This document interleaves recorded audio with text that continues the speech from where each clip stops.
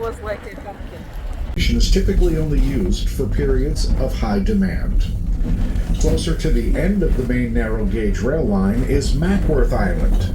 If you exit the train during our brief stop, you may be able to get a good view of this island directly across the bay from us. But during European settlement, it was gifted to its namesake, Arthur Mackworth, in 1631. In 1885, the island was purchased by local businessman and philanthropist James Baxter, father of Percival Baxter, who would become the 53rd governor of Maine and a courageous early leader in the fight against racism. In 1943, Governor Baxter donated the island to the state of Maine in order to establish a school for the deaf. The Governor Baxter School for the Deaf still operates to this day.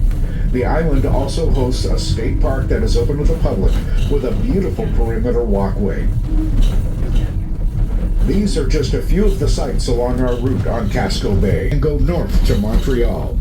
When a boat would need to get through the waterway, the bridge would rotate to its open position. The bridge was destroyed by a fire in 1984. No cause was ever officially determined, but many in the community suspect arson. The bridge is now left permanently in its open position, as trains no longer need to cross the back cove.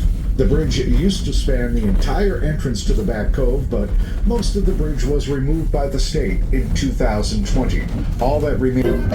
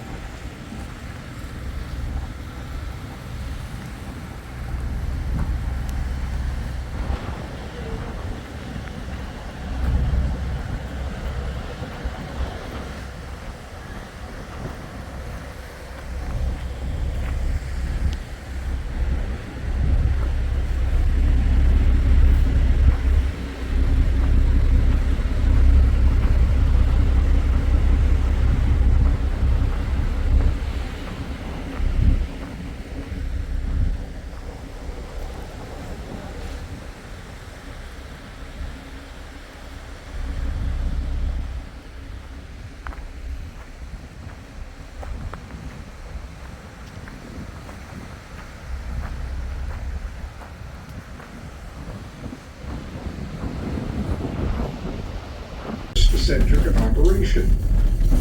Atwood converted most of the 2-foot freight cars he had acquired into passenger cars and set about running trains on a 5-mile scenic loop around his property.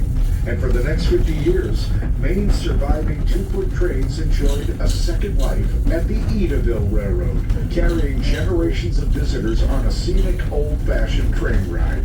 Unfortunately, rising property taxes in South Carver forced this version of the Edaville Railroad out of business in early 1992.